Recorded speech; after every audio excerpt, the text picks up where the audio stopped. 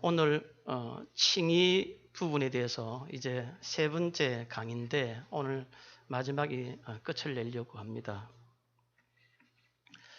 근데 실제 강의를 준비하면 할수록 제가 너무나 부족하고 또 부족하다는 점을 점점 깨닫게 됩니다.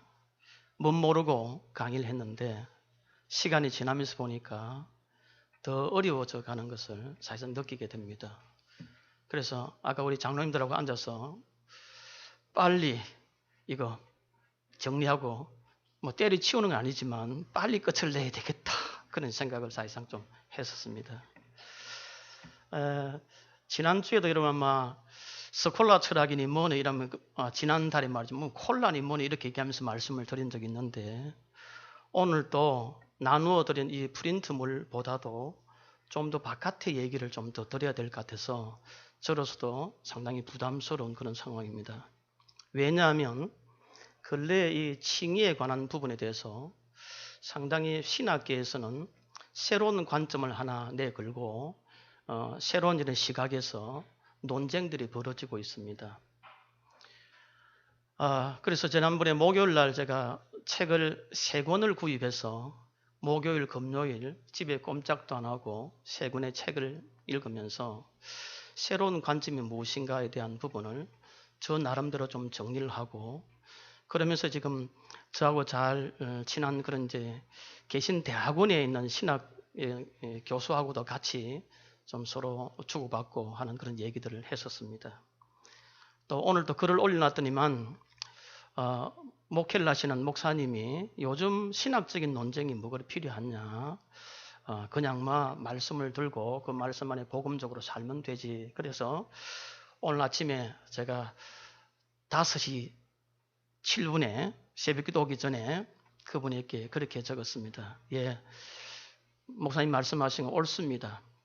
그런데 실제 우리가 말씀대로 살려고 한다면 이 말씀의 의미가 분명히 어떤 것인지를 모르면서 그 말씀대로 살겠다는 것은 좀 문제가 있는 것 같습니다. 그래서 좀 더 성경을 더 상고하고 깊이 있게 연구를 하고 그 안에서 우리 말씀 안에 거하는 것이 필요합니다라고 제가 답을 드렸던 그런 적이 있었습니다. 아마 여기에 계신 분도 그럴 것 같습니다. 굳이 우리가 칼빈의 기독 강조가 무슨 필요하며 하이델베르크의 신앙 고백이 뭐 필요하냐 성경만 보면 될 텐데 그렇게 하시는 분이 혹 있을는지 모르겠습니다. 근데 저하고 법을 같이 전공하면서 공부했던 지금은 이제 어느 교회에 협동 목사로 계신 목사님 계신데 얼마 전에 이런 글을 적었더라고요.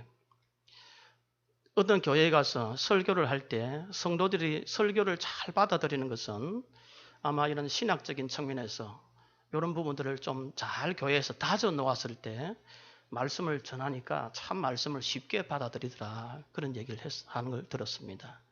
그런 면에서 본다면 우리가 이와 같은 개혁주의를 지향하는 차원에서 이 성경의 구체적인 의미를 바라보기 위해서는 성경이 말하고자 하는 그런 본질가 무엇인지를 좀 더 깊이 연구하는 것은 필요하다고 생각하고 아마 목사님도 그런 생각에서 우리 하이델베르크 또 이렇게 요리문답도 하고 그렇게 하는 것을 볼 수 있습니다. 자, 그런데 근래에 이런 새로운 그런 견해가 대략 이런 내용으로 여러분 등장해 있습니다. 미국의 유명한 목회자이고 또 신학이라고도 말할 수 있는데 존 파이프라는 분이 계십니다. 아마 여러분 그분의 책을 읽으신 분도 계실 거예요. 상당히 개혁주의 차원에서 있는데 이분이 어떤 글을 썼느냐면 영국의 스코틀랜드에 계시는 신약학 교수인 톰이라고 부릅니다. 톰 라이트라는 분의 이분의 그런 글에 대해서 칭의에 대한 자기 나름대로의 개혁주의 입장에서는 안 맞다고 하고 그걸 2006년도에 책을 썼습니다. 그렇게 비판을 하니까 그 비판에 대해서 톰 라이트라는 분이 2007년도에 재비판을 해서 책을 냈습니다. 그것이 우리나라에는 한 시차를 한 2년 정도 두고 번역이 되었습니다. 그래서 존 파이프라는 분은 칭의 논쟁이라는 부흥과 개혁사에서 이 책을 냈었습니다. 그러고 난 뒤에 여기에 대한 반대 견해를 톰 라이트라는 분이 반대 견해를 폈는데 라이트 칭의를 말하다라는 제목으로 그렇게 냈습니다. 그러고 난 뒤에 지금 미국의 이제 풀러 대학에 신약학 교수로 계시는 김세윤 교수가 아마 지난해였는지 모르겠어요. 우리나라 오셔서 이 칭의에 관한 부분을 강의를 하고 토론을 했습니다. 토론하고 이 토론한 결과물을 2013년 8월 달에 이제 책을 내놓았습니다. 그 책이 칭의와 성화라는 두란노에서 책을 냈습니다.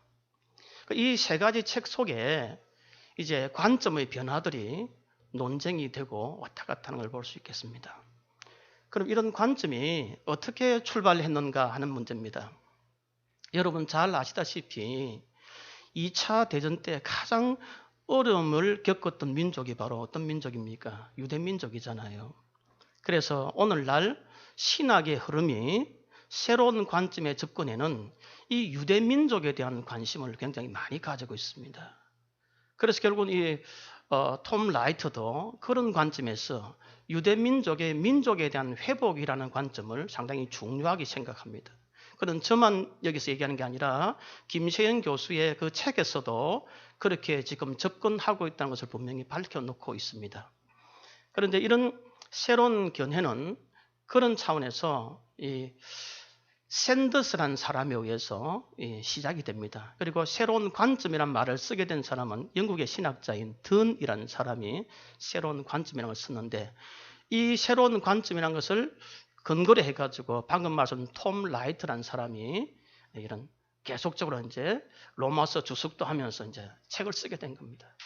그 책의 문제점을 결국 알고 조금 전에 말씀드린 존 파이프라는 목사님이 거기에 대해서 칭의와 이 관련된 논쟁을 이제 벌리는 책을 아까 말씀드린 걸 쓴 거예요. 그러니까 이 책에 대한 답으로 지금 톰 라이트라는 분이 라이트 칭의를 말하다라고 답을 한 거예요. 그리고 이런 흘러가는 것을 좀 어떤 면에서 종합을 해서 내놓은 작품이 방금 말씀드렸던 풀러 신학교에 계시는 김세윤 교수가 아까 말씀드린 그렇게 책을 쓴 거예요. 그리고 지금 현재 여러분 인터넷 들어가셔서 세 관점, 칭의에 대한 세 관점 이렇게 한번 쳐보시면 이런 얘기를 톰 라이트부터 시작해서 얘기들이 엄청 많이 나오고 있습니다. 그리고 우리 얼마 전에만 하더라도 개혁주의 학술위원회에서도 이 소위 세 관점에 대한 비평을 하는 그런 학술회를 열었고 거꾸로도 지금 열고 있는 그런 상황입니다. 지금 현재 이런 상황이 왔습니다. 자, 그렇다면 이제 이런 의문이 생기겠죠. 이 세 관점이 도대체 어디로부터 오게 됐는가 하는 겁니다. 그 세 관점이 오게 된 데는 에베소서 지금 여기 보시는 2장 우리가 읽었죠. 8절부터 시작해서 10절과 그 다음에 그 이하를 여러분 좀 보실 필요가 있습니다. 조심이 됩니다. 왜냐하면 우리 목사님께서 앞으로 이 에베소서를 계속 이렇게 강의를 해 가실 건데 혹시 목사님 연구에 또 제가 또 누가 될 것 같지 않은가 싶어서 좀 걱정은 됩니다만은 어떠냐면 이 에베소서를 여러분 보시면 2장에 1절에 허물과 죄로 죽었던 너희들. 우리는 죽을 수밖에 없는 게 아니라 허물로 죄로 죽었던 우리들이라는 거죠. 그런데 여기 8절, 9절, 10절은 이신칭의가 아니라 이신득구라고 해야 되겠습니다. 믿음으로 우리는 뭐 받는다는 구원받는다는 거죠. 그러니까 에베소서에는 어렵게 된다는 칭의에 관한 얘기가 안 나와 있습니다. 그런데 어쨌든 간에 8절, 9절, 10절이 일종의 구관점적 차원에서 믿음으로 뭐 한다는 거죠. 구원받는다는 그런 관점이란다면 그 다음에 11절부터 시작해서 22절까지 이 말씀은 바로 이런 부분입니다.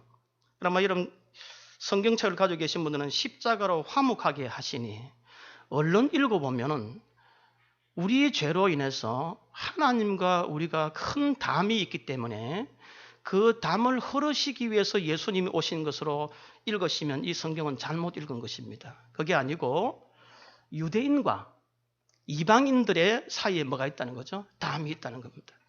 이 담을 흐시기 위해서 주님께서 십자가에 달려 돌아가시고 오셨다는 것입니다. 거기 여러분 성경이 쭉 읽어보면 나옵니다. 그래서 우리 에베소서 읽을 때에 우리는이라는 말과 너희는이라는 말을 좀 여러분 잘 새겨보실 필요가 있습니다. 너희는이라 할 때는 바로 누구를 지칭하는 것이겠습니까? 이방인 에베소 교회 성도들을 말하는 것입니다. 그래서 이렇게 해서 이제 에베소서의 2장의 끝이 뭐로 이루어지느냐면 성전의 모퉁이 돌이 되게 하시고 성전이 되게 하시는 그런 과정이거든요. 그러니까 이 관점에서 보게 되면 앞의 부분은 과거의 구관점이고 뒤의 부분은 지금 새로운 관점이 될 수 있다는 겁니다. 그럼 새로운 관점은 이런 측면에서 뭐를 이렇게 주된 내용으로 하고 있는가라는 겁니다. 그리고 톰 라이트라는 친구는 제가 친구라 해도 되는지 모르겠습니다. 이분은 칭의는 복음이 아니다는 것입니다. 복음은 바로 예수 그리스도이지 칭의는 복음이 아니다는 겁니다. 그러면서 여러분 그런 사람들의 책 속에는 뭐가 들어있냐면 이 바울 사도가 칭의를 얘기한 것은 바로 이방인들을 전도하기 위한 하나의 수단에 불과하다고 지적합니다. 그럼 왜냐하면 유대인들은 분명히 율법을 가졌는데 이방인들에게는 율법을 가지고 구원받은 자리에 설 수가 없으니까 바로 이렇게 칭의를 가지고 설명했다는 지적입니다. 그런 맥락에서 아까 말씀 칭의란 자체는 부차적일 뿐이지 어떻게 이건 복음이 아니다라고 출발합니다. 여러분 여기서 조금 벌써 이제 우리하고의 시각이 좀 비뚤어지는 것을 여러분 보실 수 있을 것입니다. 좀 어려워집니까? 저도 참 제가 이런 얘기를 여기서 해야 될까? 차라리 산에 가서 소나무 앞에 서서 제가 얘기를 하는 게 더 낫지 않을까 하는 생각이 감이 듭니다. 자, 이런 상황이었었습니다. 그러다 보니까 결국은 여러분 우리가 이미 지난번에도 공부했지만 칭의는 바로 어떤 용어죠? 법정적인 용어입니다. 그죠? 법정적인 용어. 우리가 하나님 앞에 죽을 수밖에 없는 건 죽었던 죄인입니다. 우리의 상태를 본다면 우리가 회복될 수 없는 그런 존재입니다. 그런데 오늘 목사님 설교하시는 것처럼 오늘 하나님이 크신 그 은혜 가운데 우리를 하나님의 자녀로 삼으시고 우리를 어렵지 않는 자들을 어렵게 인쳐주셨다는 것이 사실상 칭의의 문제라는 거죠. 그럼 칭의는 결국 무슨 문제냐면 법정적인 용어다. 법정에서 당신은 유죄가 아니라 무죄라고 하나님께서 선언하시는 내용이다. 그런데 이 안에 이제 뭐가 나오느냐면 전가가 나오고 간주란 말씀을 드렸잖아요. 그죠? 바로 예수 그리스도의 의를 우리에게 옷 입혀 주셔서 그렇게 전가시키셨다. 그리고 두 번째로는 전가시켰고 이것을 통해서 그렇게 여겼다고 하는 게 바로 무슨 개념이죠? 간주라는 개념이었습니다. 이미 그래서 지난달에 간주라는 의미가 무엇인지에 대해서는 이미 설명을 제가 드렸죠. 이거는 그렇게 여긴다, 본다고 했기 때문에 다른 반론이 거기서 들어와 가지고 법정에서 선언을 하지 않고는 그는 뒤엎을 수 없는 부분이라고 말씀을 드렸습니다. 이것이 바로 법정적인 의미에서 칭의인데 이런 법정적 의미의 칭의를 여기서 인정하지 않는 거예요.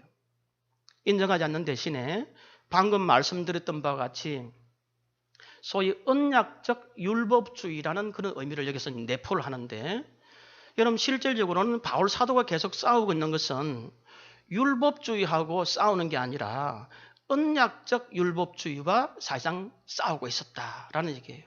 하나님께서 우리를 당연히 창세기 15장에 보는 것처럼 민족을 이루고 하나님의 자녀로서 삼으시고 그렇게 하나님의 자녀로서 삼으신 그것은 분명히 하나님 뭐라는 거죠? 은혜라는 것입니다. 그런데 이런 은혜 가운데서 이 율법을 바로 지키는가 지키지 않는가에 따라서 상과 벌이 거기에서 따라온다는 것입니다. 그러면 이렇게 회복을 시켜주신 그 하나님께서 하나님 당신은 하나님으로서의 그 일을 하신다면 우리에게도 해야 될 뭐가 있다는 거죠. 당연히 해야 될 일이 있다는 겁니다. 그래서 결국은 칭의의 문제는 법정적인 것이지만 이런 의미보다는 오히려 달리 생각하는 관계적 의미로 하나님과 나와의 관계적 의미로 보려고 하는 것이 새로운 견해 속에 여러분 들어있는 것입니다. 정리가 될지 모르겠습니다. 자, 그래서 이런 관계 속에서 새로운 견해를 여러분 접근을 하다 보니까 자연적으로 이제 하나님께서 우리를 어렵게 선언한 것보다도 내가 하나님 앞에서 어떻게 살아야 하느냐, 살아내어야 하느냐는 부분이 굉장히 중요하게 되었습니다. 자, 이런 부분을 조금 전에 말씀드렸던 풀로 신학교에 계시는 김세윤 교수가 이 법정적 용어인 칭의와 그 다음에 관계적 의미인 이 두 가지를 결합을 시켜서 통합을 시키려고 사실상 했었습니다. 그럼 통합을 시키려고 한 목적이 뭐냐면 지금 우리 개혁주의적 차원에서 칭의는 너무 문제가 있다는 겁니다. 자, 여러분, 우리가 예수 그리스도를 믿으면 우리는 어렵게 되었죠, 그죠? 어렵게 되었으니까 우리는 이제는 마음대로 살아도 안전빵이라는 겁니다. 그러면 성도가 자기 마음대로 살고 생활을 마음대로 해도 괜찮지 않느냐? 이게 여러분 기본적인 시각이에요. 여러분 고개를 흔드실 겁니다만은. 그렇기 때문에 종전의 칭의론에 의하게 되면 우리 성도들이 실제 하나님 앞에서 온전히 살려고 하는 그런 의지를 별로 중요하게 생각하지 않는다는 겁니다. 그렇기 때문에 하나님 앞에 더욱더 우리의 삶을 더 철저하게 내어놓고 더 하나님 앞에 온전히 살아가기 위해서는 이 법정적인 선언으로 끝나는 것이 아니라 관계적 의미에서 우리가 하나님 앞에 어떻게 살아넣어야 할 것인가가 더 중요하다고 생각하는 것입니다. 그래서 결국 이런 맥락에서 보게 되면 결국 평가를 하면 김세윤 교수도 결국은 톰 라이트의 견해의 연장선상에서 얘기를 하고 있는 겁니다. 여러분 그러다 보니까 근래에 개혁주의 학술회에서 이런 부분에 대한 토론을 하면서 이런 견해가 일종의 신알미니안주의다. 알미니안주의의 일종의 변형이다. 이 알미니안이라는 것은 우리의 행위를 통해서 내가 하나님을 믿어서 구원받는 것이지 하나님이 실질적으로 그렇게 선택과 예정 가운데서 은혜로 그렇게 주는 것이 아니다는 점을 오히려 더 강조하는 쪽이 알미니안 쪽입니다. 그렇게 이제 알미니안의 일종의 변형이다 이렇게 얘기를 하고 있습니다. 정신이 없죠. 자, 그러면 이제 김세윤 교수의 이 견해를 가지고 우리 한번 들어가 보십시다. 조금 전에 말씀드렸던 것처럼 칭의라는 법정적인 것보다는 하나님 안에서 더 삶을 더 깊이 살아내어야 한다는 것입니다. 그렇기 때문에 여러분 모두 지켜야 된다는 거죠. 율법도 지켜야 되고 말씀도 지켜야 되고 그래서 어디로 오게 되느냐면 이분의 이론은요. 바로 예수님의 복음과 이 칭의가 둘 다가 별개의 것이 아니라 같아진다는 것입니다. 같아지는 중요한 입장에는 로마서 1장 3절부터 5절에 있는 말씀과 17절과 18절에 있는 그 두 개를 같이 두 개를 결합시켜요. 이 다 얘기는 할 수 없지만. 그리고 이분은 이제 중요한 얘기인데 칭의를 여러분 뭐와 같이 보느냐면 성화와 같은 것으로 봅니다. 자, 여러분 우리는 하나님을 믿고 내가 예수 그리스도를 나의 구주로 모시게 되었을 때 우리에게 어렵지 않은 자를 어렵다고 뭐 하신 것입니까? 인쳐 주신 것입니다. 그리고 여러분 이 시점부터 우리는 이제 어느 단계로 나아가야 될 사람들입니까? 성화의 단계로 나아가야 될 사람입니다. 그럼 이미 여러분에게 말씀드렸던 칼빈도 칭의와 성화는 분리될 수 있습니까? 없겠습니까? 분리될 수가 없는 거예요. 그러나 이 칭의라는 하나님이 우리의 백성으로 삼으신 것은 그것을 쭉 연장해 가시는 것이지 이 칭의가 계속 시간이 흐르면 흐를수록 그 의미가 변색되거나 달라지지 않는다는 것이 바로 우리 개혁주의 칭의론이단 말이죠. 그런데 이 김세윤 교수는 그렇게 생각하는 것이 아니라 칭의를 유보적 칭의로 얘기합니다. 유보적 칭의라는 것은 우리의 하나님께서 이 어렵다고 하셔도 마지막 심판대 앞에 갔을 때까지도 하나님께서 어렵다고 인쳐 주셔야만 그래야만 우리가 뭐 한다는 구원의 자리에 설 수 있다는 것입니다. 그러므로 그러기 위해서는 우리의 삶을 저는 어디까지요? 거기까지 삶을 살아내어야 합니다라는 원리에서 이 얘기를 하고 있는 것입니다. 그래서 우리 한국은 이게 없기 때문에 한국 교회가 이 모양 이 꼴이다라고 얘기를 하고 있는 것입니다. 한편에서는 뭐 접근 방법이 어떻게 됐든 간에 어느 정도의 동의는 할 수 있습니다. 그러나 많은 분들하고 같이 이런 토론을 해보면서 보면 유보적 칭의라는 게 좀 분명히 용어적으로 문제가 있다는 거죠. 여러분은 이미 구원받은 백성 맞습니까? 안 맞습니까? 하면은 유보적 칭이기 때문에 아직 나 몰라요. 나 몰라요. 그때 심판받을 때 가서 내가 어떻게 되는지 알겠습니까? 일단 내 삶을 열심히 살아내겠습니다. 여러분, 이렇게밖에 얘기를 안 해야 됩니다. 그래서 김세현 교수님 여기 계시지 않지만은 제가 감히 신학자도 아닌 사람이 반론을 제기한다면 오늘 우리 에베소서 1장에 여러분 1장에 오늘 우리가 본문으로 택했던 부분에 보면 4절에서 하나님 만세부터 우리를 뭐 하셨습니까? 택하셨습니다. 그리고 여러분 거기 계속 읽어가면 삼위일체 하나님에 대한 부분이 1장에 계속 이어져 나오는데 거기에 예정이라는 말이 한 서너 너댓 번 나오게 됩니다. 한번 보시죠. 5절에도 1장 5절에도 나오죠. 그 다음에 9절에도 나오죠. 11절에도 나옵니다. 다시 말씀드려서 여러분은 만신부터 뭐 받은 사람입니까? 택함을 받은 사람입니다. 그리고 택함을 받으셔서 여러분 부르신 사람입니다. 그래서 바울 사도가 로마서 8장에서 여러분 무슨 얘기를 하고 있습니까? 우리가 알거니와 하나님을 아는 자. 하나님 우리를 부르실 때 때가 되면 우리를 부르셨죠. 그죠? 그래서 로마서 8장에 여러분 보시면 8장 28절부터 29절에 보면 우리가 알거니와 하나님을 사랑하는 자 곧 그 뜻대로 부르심을 입은 자들에게는 모든 것이 합력하여 선을 이루는데 하나님 미리 아신 자들을 또한 그 아들을 형상을 본받기 위해서 미리 정하셨죠. 이는 그로 많은 형제 중에 마다되게 하시고 그 다음에 3절에 미리 정하신 그들을 부르시고 부르신 그들을 또한 어렵다고 하시고 어렵다 하신 그들을 영원하게 하셨다는 이런 단계가 이런 말씀이 나오죠. 아마 이 말씀은 익히 잘 알고 계실 것입니다. 그렇다면 김세현 교수의 이 말 속에는 이와 같은 소위 방금 얘기했던 예정, 그 다음에 견인이라는 겁니다. 끝까지 우리가 보호하겠다는 이 부분에 대해서 어느 정도의 완화된 예정론 그리고 완화된 견인론이 나오게 됩니다. 그리고 이분의 책에 서슴없이 자기 말로 갈로 속에 약한 말로 예정이라는 것은 칼빈의 일방적인 견해지하고 일방적이라는 말을 쓰고 있습니다. 다시 말씀드려서 제가 볼 때는 김세현 교수의 경우에는 선택과 예정에 대한 교리를 아주 강하게 칼빈처럼 주장하지는 않는 것 같습니다. 만약에 칼빈처럼 여러분 주장을 한다면은 방금 말씀드렸던 이 칭의의 문제가 방금 설명드렸던 유보적 칭의가 나올 수가 없는 것입니다. 왜요? 여러분 한 사람을 불러 세운 것은 이미 하나님의 뜻이 계셔서 여러분 이 자리에 하나님의 당신이 것으로 지금 세우셨는데 거기서 하나님이 실수를 하셔가 여러분 부르시는 것이냐는 거죠. 그거 아니다는 겁니다. 저는 생각할 때.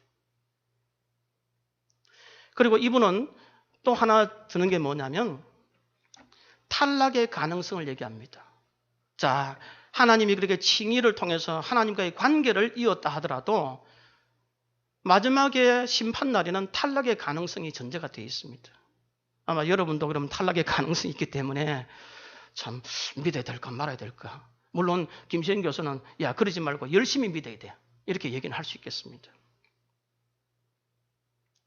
여기에 대해서 제가 김 교수님에게 대한 반론을 제기한다면 환난은 인내를, 인내는 연단을, 연단은 소망을 이룬 줄 우리 압니다.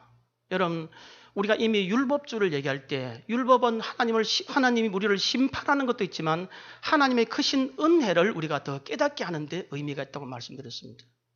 여러분 우리가 살아가는 동안에 신앙을 가지면서 실질적으로 여러 가지 어려움을 당하고 힘든 일을 당할 때에도 우리의 이 삶을 살아내기 위해서 힘든 일을 더 겪는 것보다도 우리에게 무엇이 있기 때문입니까? 소망이 있기 때문에 우리는 견뎌내는 것입니다. 그런데 실제 김세현 교수의 이 견해에 한다면 이 소망이라는 부분이 완전히 퇴색이 되어버립니다. 우리는 천국의 백성으로 삼았는데 우리는 살아내야 될 어머만 존재하지 하나님의 백성으로서 어머니 품에 따뜻한 그 따뜻함은 실제 어느 정도 사라져 있다고 생각할 수 있습니다. 물론 오늘날 교회가 강단이 이 두 가지 균형을 잃어버려가지고 무조건 위로만 준다는 것은 문제가 있는 것은 사실입니다. 그러나 접근의 방법에 있어서 이런 접근을 하게 되었을 때 오는 위험성은 실제 우리가 가지고 있는 개혁주의적 신학의 원리 속에서 많은 부분들을 수정하지 않으면 안 되는 그런 상황이 생겼습니다. 여러분, 그런 면에서 이것이 바로 새 관점이라고 나오게 된 것입니다. 그리고 새 관점의 연장은 아까 말씀드린 것처럼 누구라고요? 던 샌더스라는 사람이 있습니다. 모래 언덕인지 모르겠습니다. 샌더스라는 사람을 통해서, 던을 통해서, 그 다음에 방금 말씀드린 톰 라이트라는 사람을 통해서, 그리고 이 이론의 묘기에는 분명히 이 에베소스에 대한 이 접근을 톰 라이트는 바로 하고 있다고 얘기하는 분이 누구냐면 김세윤 교수입니다. 따라서 김세윤 교수의 이 접근 방법에는 방금 말씀드렸던 칭의의 접근에 있어서 우리가 개혁 입장에서 바라보는 것하고는 상당히 차이가 있음을 여러분 조심을 좀 할 필요가 있겠습니다. 자, 이런 면에서 오늘 왔는데, 그러면 제가 여러분에게 왜 오늘 에베소서 지금 이것 읽은 것하고 갈라디아서를 제가 같이 병행을 해서 읽었는지를 좀 말씀을 드리겠습니다. 여러분 아시는 바와 같이 바울 서신이 여러 개 있습니다. 여러 개인데 이 바울 서신 중에서 가장 먼저 서신이 뭔지 아시죠? 그죠? 이 갈라디아서입니다. 갈라디아서가 AD 49년에 적힌 겁니다. AD 49년에 적혔고 이것이 1차 전도 때 결과이죠. 그 다음에 두 번째가 2차 전도 때는 게 데살로니가 전서입니다. 그리고 3차 전도 여행 때 한 것이 여러분 아시죠? 고린도, 전후서와 그 다음에 로마서입니다. 그게 57년, 한 8년 정도 되었습니다. 그런데 바울 사도가 어디로 왔죠? 이제 예루살렘 교회로 왔지 않습니까? 아시는 것처럼. 예루살렘 교회로 왔다가 그 다음에 거기서 재판을 받지 않고 어디로 간 거죠? 로마로 갔단 말이죠. 로마로 압송당해가 로마로 가서 거기서 옥중에서 서신 선계 에빌골, 그죠? 에베소, 빌립보서, 빌레몬서, 더 골로새서. 그리고 바울 사도가 그래도 한 2년 정도 바깥에서 연금 상태는 있지만 일단 바깥에서 나온 때가 있었습니다. 이때 적은 게 디모데 전서, 그 다음에 디도스입니다. 목회 서신이죠. 그리고 다시 두 번째 감옥에 들어간 때가 마지막 적은 게 여러분 아시죠? 그죠? 디모데 후서입니다.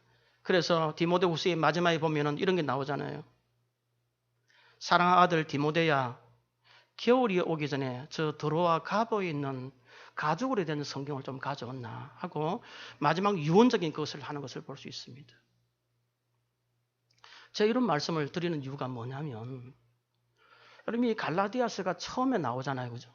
이 나온 데서 우리가 읽었던 것처럼 믿음으로 뭐 한다는 거죠. 어렵게 된다는 칭의 말씀이 나옵니다. 이미 실제로 이것을 할 때부터 나오는 거예요. 그리고 여러분에게 이런 얘기를 하는 건 그렇습니다만, 여러분 쿰란이랑 아시죠? 쿰란이라는 곳에서 성경 사본이 발견됐지 않습니까? 그죠? 근데 거기 보면 4QMMT라 해서 그 쿰란 문서에 대한 번역의 넘버가 붙어 있습니다. 이 부분을 설명할 때에도 한쪽에서는 이 바울 사도는 이 유대인들의 경우에 있어서는 율법주의를 몰랐다고 평하는 부분이 있는가 하면 거꾸로 유대인들은 그런 생각을 가지고 있었다는 얘기를 하는데, 이 톰 라이트 같은 사람은 오히려 이 바울 사도는 그런 부분에 대해서는 별로 몰랐다. 율법에 대해서는 몰랐기 때문에 아까 일종의 뭐죠? 은혜적인 율법주의 관점에서 접근해야 된다라고 평가를 하기도 하는 것입니다. 이런 저는 얘기를 통해서 아마 여러분 좀 심히 혼란스러울는지도 모르겠지만 근래 우리 칭의에 대한 부분에 이런 논쟁이 여러분 생겨 있습니다. 그러나 우리가 이 개혁주의 입장에서 여러분 칭의를 바라볼 때는 우리는 어떻게 이해해야 되겠습니까? 우리는 죽을 수밖에 없는 우리가 아니라 우리는 이미 죽었던 죄인입니다. 김세인 교수께서 우리는 이렇게 살아내어야 한다고 얘기를 하지만 저는 그렇게 살아낼 사실상 자신이 없습니다. 아마 주님 앞에 갈 때까지 온전하게 제가 살면서, 그래서 마지막 심판대 앞에 섰을 때 구원받을 정도의 그런 삶을 제가 살아낸다고 자신하기는 어렵습니다. 우리는 이미 태어날 때보다 죄성을 가지고 태어난 사람입니다. 내 모습을 본다면은 구원받을 영역은 없습니다. 지금도 내가 다짐해보지만 문 밖에 나가면은 내가 어떻게 변할지도 모릅니다. 가끔 초보운자들이 그러죠. 나도 내 자신을 모릅니다. 그렇게 얘기를 하죠. 근데 초보운자보다 제가 더한지도 모르겠습니다. 제가 이 자리에 여러분에게 이렇게 말씀을 드리지만 니 참 잘났네 할지 모르겠지만 아니에요. 돌아가면 똑같은 사람 아니겠습니까? 그래서 여러분이 자주 말하는 것은 선구자입니다. 선천성 구제불능증에 걸린 사람들입니다. 그렇지 않겠습니까? 그런 이런 상황에서 방금 말씀드린 그런 칭의론이 실질적으로 그런 이론이 받아들일 수 있는가? 또 하나, 여러분 우리가 개혁자 입장에서 본다 하더라도 하나님이 나를 어렵게 하셨기 때문에 얼마나 감개무량합니까? 그래서 우리는 그 하나님의 은혜에 감복하여 우리가 뭐 해야 됩니까? 하나님 앞에 나아가고 살아가고 그렇게 해야 됩니다. 이것이 말하면 우리에게 있어서 성화입니다. 성화를 이루어가는 것입니다. 물론 이것도 내 의지로는 안 되죠. 주의 성령의 인도하심을 받아서 내가 나아가야 됩니다. 이런 면에서 본다면 이 김세현 교수와 같이 그런 이론을 통해서 이렇게 막 돌고 돌아와가지고 그렇게 얘기함으로써 기본적인 선택과 예정의 교리까지도 흔들어가면서 그리스도인들이 살아가는 이 삶에 대한 참 소망을 오히려 배격해버릴 수 있는 그런 위험성을 가지는 그 이론이 과연 그렇게 성경적이냐 하는 데서는 저는 동의 못한다는 것입니다. 여러분 칭의는 그래서 그것이 아니라 나 같은 죄인 살렸었거든요. 먼저 칭의라는 부분은 먼저 하나님의 용서가 전제가 되지 않고는 안 됩니다. 오늘 여기 나와 있는 것처럼요. 용서가 전제가 됩니다. 여러분 우리가 용서받은 자들입니다. 요한복음 3장 16절에 보면 하나님이 세상을 이처럼 사랑하사 하죠. 그 뒤로 넘어가 보세요. 이미 믿지 않는 자에게는 심판을 받았고 우리는 이미 심판을 벗어난 사람들이라는 것입니다. 그럼 주님의 그 말씀은 도대체 김세현 교수의 입장에서 본다면 무슨 말씀인지요? 그래서 이런 면에서 너무 한 분에 대해서 얘기하는 것은 그렇긴 합니다만 제가 근거히 지식이 그거밖에 안 됩니다. 책을 그렇게 근래에 와서 이 세 권을 읽었기 때문에 그렇습니다. 그래서 여러분 너무 이것 좋아하지 마시기 바랍니다. 새로운 관점 좋아하시지 마시기 바랍니다. 새로운 관점이 아니라 개혁주 입장에서 칼빈이 기독교 강요에서 썼던 그 내용대로 우리의 삶을 펼쳐내면 되는 것입니다. 하나님 우리에게 이런 은혜를 주셨기 때문에 이 은혜에 감복한다면 여러분 내가 높아져야 되겠습니까? 아니죠. 내가 낮아져야 됩니다. 역설의 은혜입니다. 내가 약할 때 강함 주시는 하나님을 우리가 생각해야 됩니다. 그런 면에서 오늘 여기 이런 프린트물은 이전에 말씀드린 그 내용들의 연장선상에 있습니다. 스콜라 철학자들이 계속적으로 반복해서 반론을 제기합니다. 야고보스에 대해서, 고넬료에 대해서, 봐라 고넬료는 기도도 하고 이렇게 구제도 많이 했지 않니? 여러분 이런 얘기를 통해서 계속적으로 뭐를 강조하려고 하는 거죠? 행위를 강조하려고 하고 행함이 없는 믿음은 죽은 믿음이라고 얘기하는 그런 부분을 가지고 스콜라 철학에서는 계속 뭐를 중요시하겠습니까? 바로 행위를 중요시킵니다. 그러나 칼빈은 결코 그것이 아니다는 것입니다. 유대인들 너희들이 정령 율법을 가지고 율법대로 따르겠다고 하면서도 너 살아가는 꼴이 그게 뭐냐? 그게 바로 그런 의미라는 거예요. 이런 맥락에서 여러분도 한번 아까 말씀드렸던 그런 책을 좀 의무를 가지신다면 읽으시면 되겠습니다. 그러나 거기 깊이 읽으실 필요는 없을 것 같습니다. 거기 괜히 읽어보면요. 톰 라이트라는 사람은 너무너무 글을 잘 씁니다. 그래서 존 파이프 이 목사님의 글과 톰 라이트의 글을 제가 읽어보면서 물론 번역을 또 하는 사람에 따라 달라지겠지만 너무너무 문체가 화려하고 그렇습니다. 그래서 들어가다 보면 빨려 들어갈 가능성도 사실상 없지 않아 있습니다.